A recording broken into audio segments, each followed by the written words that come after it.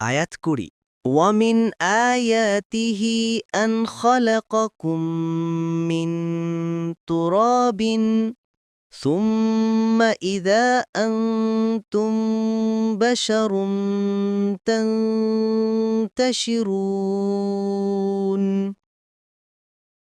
অনুবাদ আর তার নিদর্শনাবলীর মধ্যে রয়েছে যে তিনি তোমাদেরকে মাটি থেকে সৃষ্টি করেছেন, তারপর এখন তোমরা মানুষ সর্বত্র ছড়িয়ে পড়ছ। তাফসির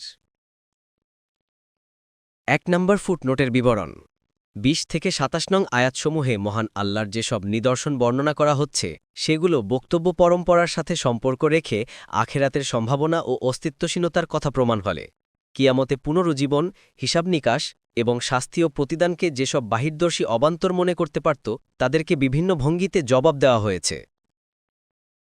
২ নম্বর ফুটনোটের বিবরণ আল্লাহর কুদরতের প্রথম নিদর্শন। প্রথম নিদর্শন এই যে মানবজাতিকে মাটি থেকে সৃষ্টি করা। মানব সৃষ্টির উপাদান যে মৃত্তিকা এ কথা আদম আলাইহিসসালামের দিক দিয়ে বুঝতে কষ্ট হয় না। তিনি সমগ্র মানবজাতির অস্তিত্বের মূল ভিত্তি।